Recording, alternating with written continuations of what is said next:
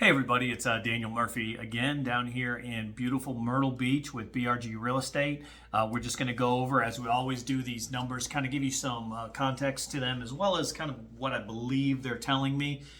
Listen, certainly this is not a 100% exact science, but we have to make predictions in this business so that we can help to advise our clients, both buying and selling, as to what we believe the market is doing right now and what it may be doing in the future.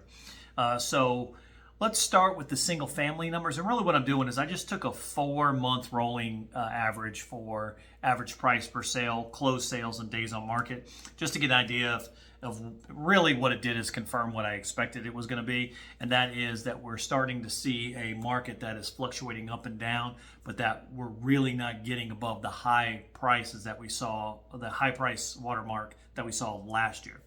So if you look at 2023 for single family, you can see in November it was at 443,000 as the average sale price. It jumped all the way up to 456 in January, but back down to 443 in February. Oh, excuse me.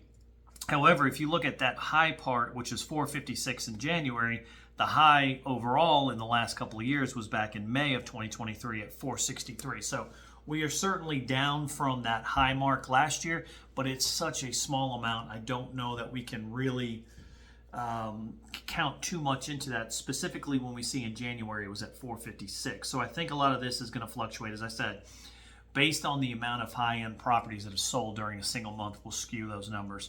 But I don't think we're seeing large-scale appreciation at this time, and I don't believe that we're seeing any sort of depreciation. You can see the closed sales went from 811 in November, which was the high, down to 692 in February. Again, a lot of that has to do with probably just inventory that was available. And the days on market creeped up about 20 days, which is something that we're going to have to continue to keep an eye on. Days on market increasing means one of two things. Either the inventory is increased or the amount of buyer interest has decreased.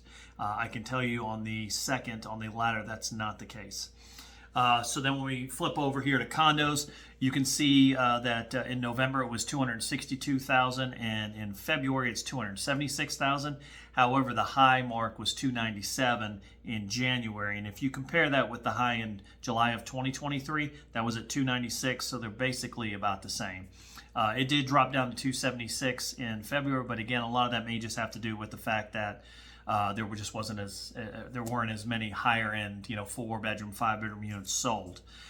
Days on market is about the same, 94, 96. It did jump up to 108 in January, but back down to 96 days. And then the closed sales remain roughly the same. The biggest thing I see here is in January, we only sold 308 units, condo units, and then in February it jumped up 100 to 408. I'll be honest with you, I have no clue what that is, what happened in January.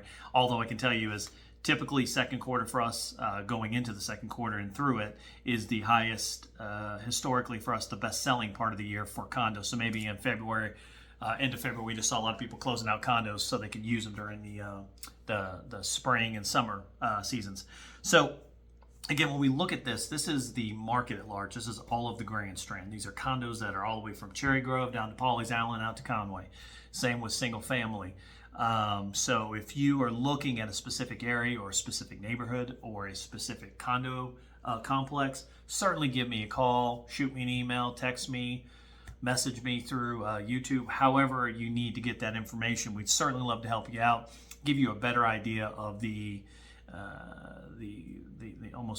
micro look at your market that you're in. Again, this is Daniel Murphy down here in beautiful Myrtle Beach. Always love speaking with y'all. If you could just subscribe or hit the like button, it does help out. And if you have any questions, reach out. Thanks so much.